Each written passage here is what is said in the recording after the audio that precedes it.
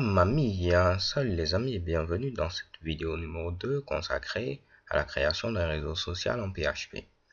Alors dans cette vidéo, je vais vous présenter tout simplement la structure de notre projet.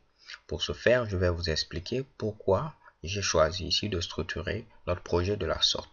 Il est très important de comprendre cette structure, sinon au finish, on va se retrouver avec un code qu'on appelle code spaghetti. C'est-à-dire que tout est mélangé, on a notre code PHP, notre code HTML, notre code CSS, nos différentes requêtes SQL. Wow, ça va devenir ici un vrai brouhaha.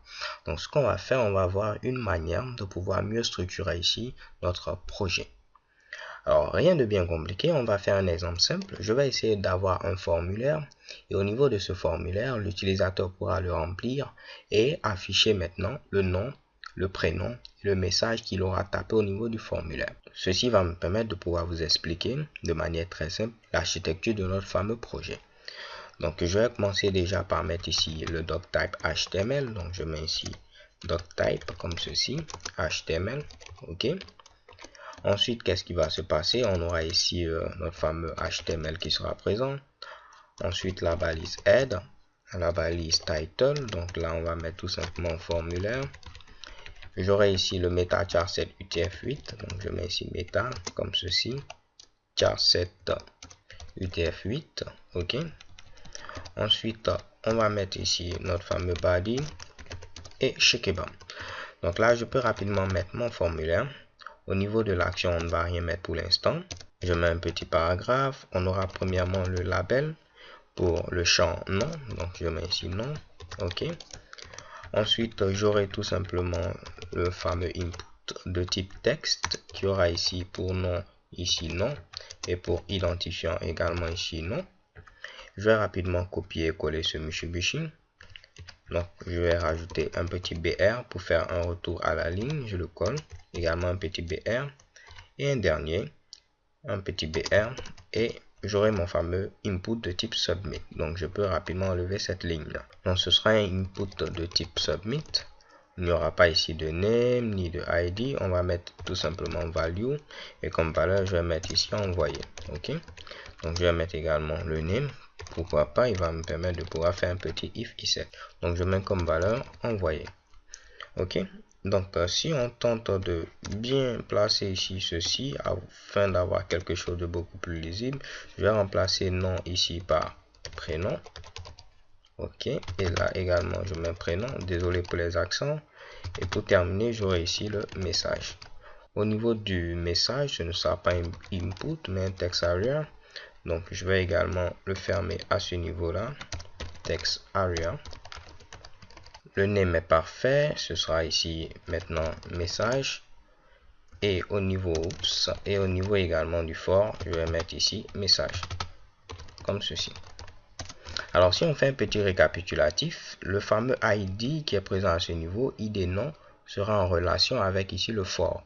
Ce qui va faire que lorsqu'on va cliquer sur notre fameux label, automatiquement le curseur sera pointé ici au niveau de ce fameux champ-là. Donc si on essaie rapidement de voir le résultat au niveau du navigateur, qu'est-ce qui se passe? J'ai mon champ nom et lorsque je clique sur le label, vous voyez que le curseur est bel et bien au niveau de ce champ. Je clique sur prénom également, je clique sur message et shekebam. Donc je peux également jouer sur le nombre de lignes et de colonnes de mon fameux text area en mettant ici rows. Ou bien si je voulais modifier le nombre de colonnes, ce sera ici tout simplement cols, C-O-L-S, ok.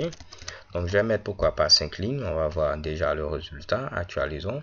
Donc on ne va pas s'intéresser au design, ce que je souhaite c'est lorsque je mets ici Unwanu, ensuite honorer, avec ici un petit message. Et je clique sur envoyer, je puisse voir apparaître mes informations sur la même page. Donc ce qu'on peut être tenté de faire, je vais dire à ce niveau, la page qui est appelée c'est cette même page là, index.php. Donc, je n'ai pas besoin ici de mettre action. Ensuite, la méthode, je vais dire que c'est la méthode post. Donc, après avoir validé, automatiquement, il va appeler la même page. Donc là, je ne mets pas action parce que ce que je souhaite, c'est lorsque je valide, automatiquement, il appelle le même fichier index.php. Donc, par défaut, si je ne mets pas action, il va appeler le même fichier. Ce qui fait que, en haut, je peux venir mettre maintenant tout mon code PHP. En mettant par exemple ici, si l'utilisateur a cliqué sur le bouton envoyer et si vous vous rappelez au niveau du bouton envoyer, je lui ai donné un name envoyé, ok. Donc je vais mettre ici if i7 comme ceci.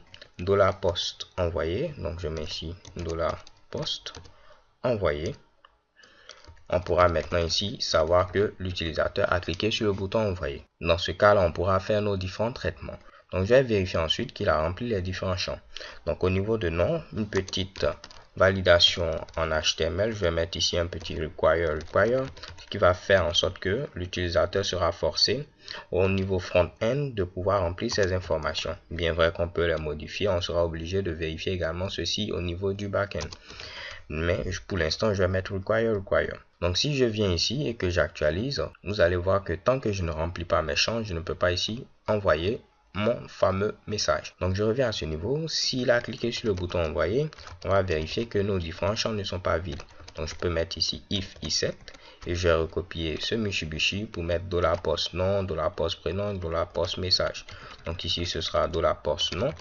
En lieu et place de venir à ce niveau et mettre ici et commercial pour dire et je vais recopier encore i7. Vous avez la possibilité de donner ici plusieurs paramètres. Donc au niveau de ma fameuse fonction i7, je vais dire tu vérifies premièrement le nom, tu vérifies ensuite le prénom et tu vérifies pour terminer ici le message. Donc là ce sera prénom comme ceci et pour terminer à ce niveau là ce sera message. Donc là, je peux ouvrir rapidement mes accolades et Shekebam, on est parti. Vous avez également la possibilité de vérifier que ces différents champs ne sont pas vides en utilisant tout simplement non-empty. Mais on ne va pas rentrer dans les détails pour l'instant. Tout ce qui m'intéresse, c'est vous expliquer pourquoi on va structurer notre projet de la sorte. Donc là, je vais dire, si c'est Mitsubishi existe, tu vas afficher $post non. Donc je peux mettre ici $post comme ceci, non. Tu vas l'afficher. Ensuite, tu vas mettre un petit espace. Tu vas m'afficher $post prénom. Donc, vous voyez que c'est un peu fatigant de mettre ici $post. On peut utiliser la fonction extract. Donc, si je mets ici extract comme ceci et je mets ensuite $post, cela va me permettre de dire il faut remplacer tous mes $post nom, $post prénom, ainsi de suite par tout simplement $nom. $prénom, $message. Donc il va nous permettre d'utiliser $ suivi de la clé comme ici nom de variable. Donc à ce niveau, je n'ai plus besoin de me fatiguer à mettre $post nom. Je pourrais tout simplement mettre ici $nom grâce à mon fameux extract qui est présent à ce niveau là. Donc je pourrais mettre également $prénom. Je vais mettre un petit point. Je mets un petit espace et pour terminer, on va mettre le message. On va rester pour l'instant basique, ne vous inquiétez pas. Lorsqu'on va avancer, ce sera beaucoup plus fun. Donc là, j'affiche le nom, j'affiche ensuite le prénom et j'affiche le message. Je viens à ce niveau, je mets ici Unwanu, je mets ensuite Honoré et je mets à ce niveau pour terminer message. Je clique sur envoyer. Shekebam, vous voyez ici Unwanu, Honoré, vous voyez ici message. Imaginez qu'on devait stocker ces informations également au niveau d'une base de données. Donc à ce niveau, en lieu et place de les afficher, j'allais avoir ici des requêtes SQL comme ceci. Ok, et si on est par exemple dans le cadre d'un traitement d'inscription, ça va faire ici plein de trucs à insérer. Ok, et vous allez voir que votre code sera mélangé. On a le code HTML à ce niveau, on a le code PHP, on aura également les requêtes SQL. Ce sera un vrai code spaghetti. Donc ce qu'on va faire, on ne va pas utiliser l'architecture MVC comme je le dis parce que cette série est dédiée tout simplement aux débutants pour ne pas compliquer les choses, mais on va créer un dossier que je vais appeler ici views pour dire tout simplement vue. Ok, donc au niveau de ce dossier, on va mettre ici que ce qui concerne le code HTML avec un petit peu de code PHP. Mais en grosso modo, au niveau de ce dossier, on aura tout simplement ce qui doit être affiché, pas la logique ici qui est présente à ce niveau-là. Donc par exemple, au niveau de ma page index.php, voici ce qui doit être affiché, c'est le formulaire. Maintenant, la logique qui est présente à ce niveau, c'est-à-dire le traitement, on ne va pas la mettre au niveau ici du dossier views. Au niveau du dossier views, ce ne seront que des fichiers qui permettent d'afficher en grosso modo du code HTML. Donc pour un fichier index.php, j'aurai un fichier index.view.php qui est présent au niveau du dossier view. Donc j'aurai ici index.view comme ceci, .php. Ok, si j'ai un autre fichier par exemple inscription.php, j'aurai un fichier au niveau du dossier views qui sera ici inscription.view.php. Ok, donc ce qui va se passer au niveau des fichiers .view.php, on va mettre tout ce qui concerne le code HTML et au niveau des fichiers .php, on va mettre tout ce qui concerne ici tout simplement la logique de l'application.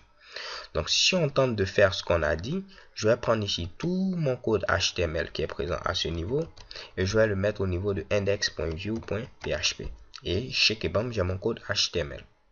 Ensuite, au niveau ici de index.php, comme on l'a dit, on aura ici que la logique. Donc j'ai à ce niveau maintenant la logique. Et vous voyez, la logique de l'application est bel et bien ici séparée ici de l'affichage. Et si vous vous rappelez, en tout début, qu'est-ce que j'avais? J'avais ici mon code PHP, donc ma logique, et c'est après que j'avais ici maintenant le code HTML. Donc c'est très simple, je viens au niveau de index.php, j'ai bel et bien ma logique et je vais dire va chercher le fichier index.view.php et tu vas l'afficher tout juste en bas. Donc je peux mettre ici require, comme ceci. J'ai besoin ici du fichier index.view.php. Et où est-ce que se trouve ce fichier? Il se trouve au niveau du dossier views. Donc je peux mettre ici views comme ceci. Ok? Donc ce sera comme ça qu'on va structurer nos projets, ce qui va nous permettre de séparer un tant soit peu la logique de l'affichage qui est présent à ce niveau-là. Ok? Donc on aura la logique et on va inclure tout simplement le fichier qui contient le code HTML. Donc je viens à ce niveau, on va tenter de voir est-ce qu'on a le même résultat. J'actualise, je mets ici Unwanu comme ceci, je mets ensuite honorer, je mets un message et si je clique sur envoyer, qu'est-ce que vous voyez? Chez Kebam, j'ai le même résultat, Unwanu, honoré et message. Alors les gars, maintenant que vous avez compris comment structurer notre projet, je vous donne rendez-vous à la vidéo suivante. Nous allons voir quoi? Nous allons voir maintenant ici la connexion à la base de données, ainsi de suite. Nous utiliserons bien sûr l'objet PDO. So thank you guys for watching. Don't forget to subscribe and have a nice day. Peace.